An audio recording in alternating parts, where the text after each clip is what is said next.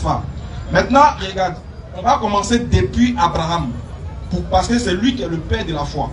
Une fois qu'on est situé sur la nature d'Abraham, sur la religion que Abraham a léguée à ses fils, on saura si vraiment Moïse rentre dans le cadre d'être un musulman ou bien dans le cadre de pratiquer le judaïsme, etc., etc.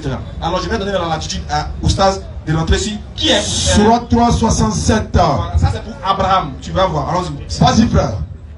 Abraham n'était ni juif. Allah dit Abraham n'était pas juif parce que le mot juif vient après Abraham. L'un des petits-enfants d'Abraham s'appelait Judas. Abraham a engendré Isaac. Isaac a engendré Jacob. Jacob a engendré Judas et ses frères. Donc Abraham ne pouvait pas être juif.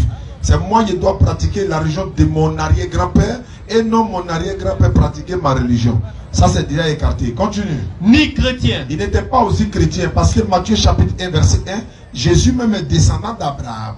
Donc si Jésus, le christianisme qui n'est même pas de Jésus, Abraham ne peut pas être chrétien. Jésus même n'est pas chrétien, à plus forte raison Abraham. Maintenant il reste quoi? Il était entièrement soumis à Allah. Il était soumis. Qu'est-ce que veut dire soumission à Allah? Musulman. Musulman. Et il n'était pas du nom des associateurs. Abraham était musulman. Si Abraham était musulman, ceux qui sortent d'Abraham peuvent désobéir, certes. Mais Abraham va léguer sa religion à ses enfants, à sa descendance, ainsi de suite, ainsi de suite, ainsi de suite. C'est pourquoi Allah dit dans le Coran, lorsque nous donnons rendez-vous à Moïse, pendant 30 nuits, et qu'il est venu, Allah a complété sa part 40 et il est resté en contact avec Moïse. Et c'est le même Allah qui a parlé à Moïse de vive voix. Mais Allah va parler à Moïse de vive voix en lui disant quoi? Moïse est musulman, soumis à la volonté de l'éternel Dieu. C'est ce que je disais dans mon introduction.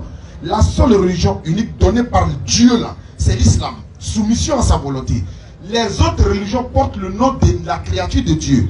La religion de Dieu ne peut pas porter le nom de sa créature. C'est pas possible. Comment Dieu donne sa religion et puis cette religion s'appelle le judaïsme? Dieu donne sa religion, ça s'appelle le christianisme, le bouddhisme. Non, c'est la soumission à Dieu. Quand tu traduis, ça donne musulman. Les gens pensent que le mot musulman, aussi même l'islam, a commencé avec la venue. Exactement.